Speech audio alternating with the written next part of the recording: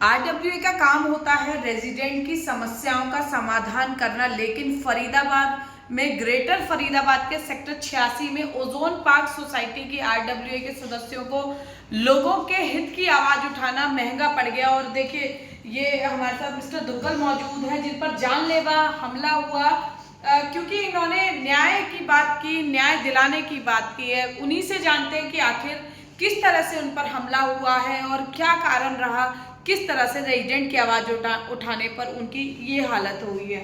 Sir, पूरा परिचय आप दीजिए।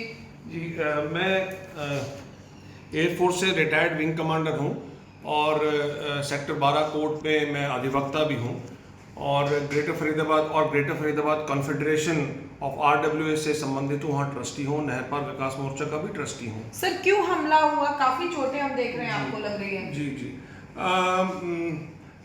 ये सिर्फ ओजोन पार्क ही नहीं, बाकी और भी आरडब्ल्यूए जो ग्रेटर फरीदाबाद में हैं उनको मैं legal assistance free of cost provide करता हूँ। मैं कोई चार्ज नहीं लेता। उनके अपने पैनल एडवोकेट्स हैं, लेकिन एक्ट, रूल्स और बाई लॉज व अन्य जानकारी जो इंडस्ट्री डिपार्टमेंट गवर्न करता है उसकी जानकारी मुझे है, तो वो मुझसे हेल्प मांगते हैं। मैं सबकी हेल्प करता हूँ, फ्री ऑफ कॉस्ट हेल्प करता हूँ। तो इसी सिलसिले में 15 जुलाई 2021 को आरडब्ल्यूए ओजोन पार्क के ऊपर जो एक केस एनॉन सिक्योरिटी ने किया हुआ था, उसके जो पैनल इनके एडवोकेट हैं श्री कृपाराम जी, उन्होंने रिक्वेस्ट किया और सोसाइटी ने भी रिक्वेस्ट किया, तो मैं असिस्ट कर रहा था 15 जुलाई को इस मैटर में, क्योंकि क्या मैटर क्या था सर? ये एनॉन सिक्योरिटी का कॉन्ट्रैक्ट जो है वो ओजोन पार्क में 2 साल का है और वो कॉन्ट्रैक्ट उस वक्त दिया गया जब यहाँ एक इलीगल एडहॉक कमेटी थी, जिसको हमने Punjab and Haryana high court में रिक्वेस्ट डालकर उस पर स्टे लगवाया और बाकी मुद्दों के लिए वो मैटर अभी भी विचाराधीन है registrar general of societies Chandigarh के पास में। उन्होंने इस सिक्योरिटी एजेंसी को अपॉइंट किया और इसके कॉन्ट्रैक्ट में कुछ ऐसे क्लॉज डाले जो कि अल्ट्रा वायरस क्लॉजेज हैं, जो कि इलीगल क्लॉजेज हैं। अब वो तो बाकी तो कोर्ट जो भी फैसला देगा वो हमें सबको सर्वमान्य होगा, लेकिन प्राइमा फेसी उसमें जो क्लॉजेज हैं वो सही नहीं है। सर, जो रेजिडेंट्स हैं ओजोन पार्क सोसाइटी के, क्या वो सिक्योरिटी एजेंसी के काम से असंतुष्ट थे? क्यों ऐसी नौबत आई कि आप लोगों को कोर्ट जाना पड़ा? जी, मुझे बताया गया अप्रैल के महीने में कि ये लोग इस एजेंसी से संतुष्ट नहीं हैं, और जब हमने उसमें लिस्ट ऑफ डेफिशिएंसीज देखी, आरडब्ल्यूए ने 5 महीने पहले एनॉन सिक्योरिटी एजेंसी को बता दिया था कि उसमें क्या क्या डेफिशिएंसी हैं। किस तरह की डेफिशिएंसी थी? जैसे कि वो टाइम से पेमेंट नहीं करते, उसके अलावा जो ये प्रोविडेंट फंड और इंश्योरेंस काटते हैं उसके प्रॉपर डॉक्यूमेंट्स ये वापस उन व्यक्तियों को नहीं देते जिनका की सैलरी से पैसा काटा जाता है। और सबसे बड़ी बात जो मैंने उसमें नोटिस की वो ये थी कि जो पुलिस वेरिफिकेशन है, प्रत्येक गार्ड का पुलिस वेरिफिकेशन आरडब्ल्यू के रिकॉर्ड में उपलब्ध होना चाहिए, इन्होंने कराना चाहिए। पसारा में लिखा है कि हर गार्ड का वेरिफिकेशन होना चाहिए।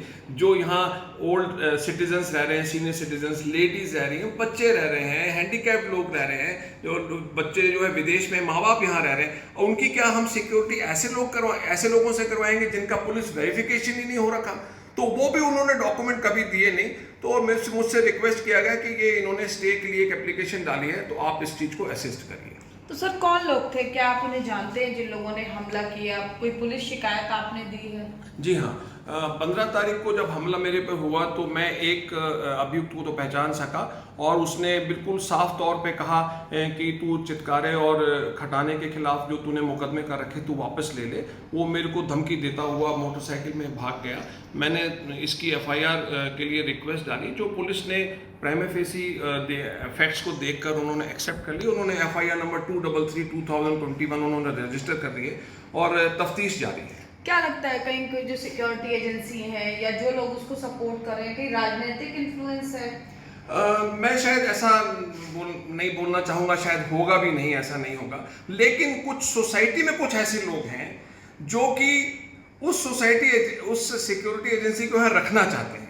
और ये कितने लोग हैं सर? अगर रेशो में अगर हम डिवाइड करें तो कितने लोग चाहते हैं और कितने लोग नहीं चाहते हैं? मेजॉरिटी क्या कहती है? देखिए, मेरे हिसाब से, मैं लोकतंत्र में विश्वास करता हूं, मेरे हिसाब से जो इलेक्टेड बॉडी इधर आई है that represents the will of the people. Against में कितने लोग हैं वो हमें मालूम नहीं है, क्योंकि वो बहुत कम भी हैं, मुट्ठी भर लोग हैं वो, और किसी किसी का तो इसमें फाइनेंशियल इंटरेस्ट भी इन्वॉल्व है, जिसके हमारे पास प्राइमा फेसी एविडेंस अवेलेबल है। तो मैं तो यही देखूंगा कि गवर्निंग बॉडी जो इलेक्ट होके आई, जैसे कि लोगों ने चुना, वो चाहती है कि सिक्योरिटी एजेंसी यहाँ नहीं रहना चाहिए, उसके उनके अपने रीजंस हैं, और मैं तो उनको सपोर्ट कर रहा था क्योंकि ये हुआ। लेकिन जिन लोगों के इंटरेस्ट इफेक्ट हो गए, वो 2 या 4 लोग जो है इसमें इन्वॉल्व हो गए। उसने तो 2 लोगों का नाम लिया है, बट मुझे ऐसा लगता है कि कुछ और लोग भी इसमें शामिल हैं जो कि मुझे रास्ते से हटाना चाहते थे। उन्होंने भरपूर कोशिश की कि ये मर जाए और इस पे ये जो है इस पे कुछ ना कुछ ऐसा आ जाए कि ये आवाज ही दब जाए। तो आगे आवाज उठाएंगे सर? या बिल्कुल जी, मैं रिटायर्ड फौजी हूँ जी, और मैं तो निस्वार्थ भाव से काम करता हूँ, और मैं रिटायर होकर इस क्षेत्र में मैंने अपने मन से आया हूँ। मुझे कोई कंपल्शन नहीं है कि मैं किसी समाज में जाके सेवा करूँ, मैं अपने मन से यहाँ आया हूँ, और मैं तो सेवा करता रहूंगा जी, लास्ट दम तक सेवा करता हूँ जी। बिल्कुल। और आने वाली पीढ़ी को भी इस चीज से सबक मिले जी। RWA के प्रेसिडेंट हमारे साथ मौजूद है। सर, क्या नाम है आपका? मेरा नाम चेतन रावत है। सर, मैंने सारा मैटर ये समझा है, मुझे नहीं समझ आ रहा है कि एक आप अपनी सिक्योरिटी किस व्यक्ति से या किस एजेंसी से चाहते हैं, ये आपका हक है।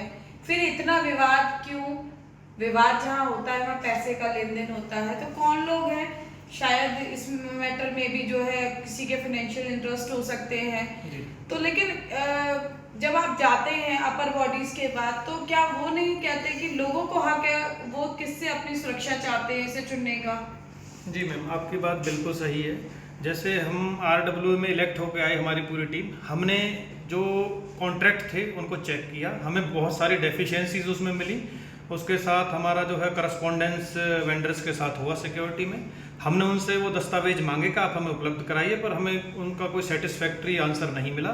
इसलिए हमारी गवर्निंग बॉडी ने डिसाइड किया कि हमें सिक्योरिटी को हटा देना चाहिए, क्योंकि सबसे बड़ा मेजर डिफरेंस ये था कि जितना पैसा हम फाइनेंशियली उनको दे रहे हैं, RWA आज की डेट में उस स्थिति में नहीं है कि उतना पैसा दे सके।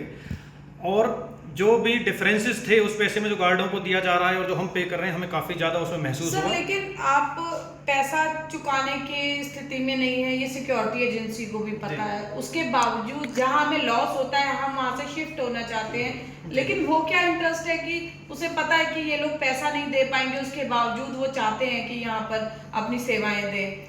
जी, जैसा कि आप सही कह रहे हैं, जब उनको पता है कि हम लॉस में, एक बार हमारी उनसे फिजिकली मीटिंग भी हुई, उनको नोटिस देने से पहले हमने उनको यही बताया कि अभी हमारी वो स्थिति नहीं है कि हम आप लोगों को इतना पैसा पे कर सकें, क्योंकि आपका कॉन्ट्रैक्ट ऑलरेडी बहुत ज़्यादा पैसे में पहले दिया गया था, जो कि किसी ऑथराइज RWA ने आपको नहीं दिया था। तो जब हमने उस कॉन्ट्रैक्ट को देखा तो वो कहते हैं ठीक है, आप हमें नोटिस दे दीजिए, हम चले जाएंगे। तो हमने उनको नोटिस भी दिया 2 महीने का उनके कहने से ही, और जब 2 महीने का नोटिस पूरा होने वाला हुआ तो उन्होंने कोर्ट में स्टे के लिए अपील कर दिया।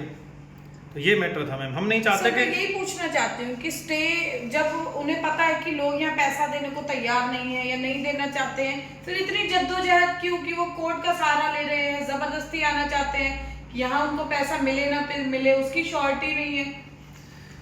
मैम देखिए, हो सकता है कुछ लोगों का फाइनेंशियली इंटरेस्ट इसमें इन्वॉल्व हो, कुछ लोग नहीं जाने देना चाहते उन्हें यहाँ से, उनको लगता होगा कि शायद हम इनके जाने से हमारा यहाँ पे धंधा पानी चौपट हो जाएगा, ये भी एक रीज़न हो सकता है। और हमने इसमें एक चीज़ और पूछना चाहूँगी कि काफ़ी जब इस तरह के कई RWA के और भी मैटर है, रजिस्ट्रार ऑफिस की जो भूमिका है या जो रजिस्ट्रार है उसकी भूमिका है, उस पर सवाल खड़े होते हैं। आपके मैटर पर क्या भूमिका रही है? अगर मैम इस सिक्योरिटी एजेंसी के बारे में देखा जाए तो ये रजिस्ट्रार तो चेंज होते रहते हैं ऑफिस में, पर जब ये सिक्योरिटी लाई गई थी तो उस टाइम यहाँ पे एडमिनिस्ट्रेशन लगा हुआ था, RWA की कोई भी इलेक्टेड बॉडी नहीं थी, तो उनके द्वारा इसका जो है कॉन्ट्रैक्ट किया गया। और उस कॉन्ट्रैक्ट में बहुत सारे ऐसे क्लॉजेज हैं जो कि RWA उससे सेटिस्फाई नहीं है, तो इसलिए हमने उस सिक्योरिटी को नोटिस सर्व किया 2 महीने का। हमने कहा हम आपको हटा के दोबारा से अपना जो भी हमारा प्रक्रिया होगी उसके तहत हम आगे काम करेंगे। सर, एक चीज़ और मैं पूछना चाहूँगी कि यहाँ पर काफ़ी सोसाइटीज़ ऐसी हैं जहाँ पर सिक्योरिटी एजेंसी या सिक्योरिटी गार्ड्स के नाम पर बाउंसर्स तैनात रहते हैं, उसकी ज़रूरत क्यों? यहाँ कोई इस तरह के लोग रहते हैं कि जिनसे निपटने के लिए बाउंसर्स की ज़रूरत पड़ती हो? ये मैडम आपने बहुत सही सवाल पूछा। ये बाउंसर्स कि 2-3 केस हमारी सोसाइटी में ऐसे हो चुके हैं जो कि रेजिडेंट्स के साथ घर जाके मारपीट की गई है। और ये जो हमारे सोसाइटी में बाहर शॉप्स आप देख रहे हैं, इन पे भी किसी लेडीज़ के साथ बैट से वार किया गया। और ऐसे 1-2 केसेस और हैं। ये भी एक बहुत बड़ा रीज़न था सिक्योरिटी पे बाउंसर हटाने का। हमने उसी टाइम इमीडिएट एक्शन लिया और बाउंसरों को जो है हमने कहा हमें बाउंसर नहीं चाहिए। अब आप क्या चाहते हैं? हम चाहते हैं कि सिक्योरिटी चेंज होना चाहिए, क्योंकि हमने कल परसों 2 दिन पहले ही ये भी मीटिंग बुलाई थी सोसाइटी की, उनसे राय ली, चाय पे चर्चा थी। हमने कहा आप लोग क्या चाहते हैं, आप बताइए, हम RW में आपके लिए काम कर रहे हैं, आप चाहते हैं कि सिक्योरिटी को रखा जाए या चेंज किया जाए? तो सभी लोगों की एक यूनानिमसली राय यही थी कि इस सिक्योरिटी को हटा दिया जाए और आप अपने तरीके से जो आपको अच्छा लगे वो आप आगे करिए। देखिए, RWAs जो है वो लगातार कोशिश करती हैं कि जो सिटीजन्स हैं उनको किसी तरह की परेशानी ना हो, लेकिन ग्रेटर फरीदाबाद में काफ़ी सोसाइटीज़ ऐसी हैं जिन लोगों पर, जिन एजेंसीज पर जिम्मा है लोगों को सुरक्षा देने का, उन्हीं से असुरक्षा का भाव उनमें पैदा हो रहा है। और यही कारण है कि अब न केवल ओजोन पार्क सेक्टर 86 की RWA बल्कि कई और सोसाइटीज़ ऐसी हैं जो सिक्योरिटी एजेंसी के विरोध में अपने स्वर मुखर करने लगी हैं। और जो RWAs के लोग हैं, जो ग्रेटर फरीदाबाद के वासी हैं, वो भी ये मांग कर रहे हैं कि उनको हक मिलना चाहिए कि वे अपनी सुरक्षा किससे करवानी है ये सुनिश्चित कर सके। और इसके साथ साथ जो प्रशासन है वो उनका सहयोग करे ताकि वो एक भय मुक्त वातावरण में अपने जीवन का निर्वाह कर सकें। फरीदाबाद से पूजा शर्मा, पंजाब केसरी टीवी। हमसे जुड़े रहने के लिए हमारे YouTube चैनल को सब्सक्राइब करें और नई वीडियो की नोटिफिकेशन के लिए बेल आइकॉन को दबाएं।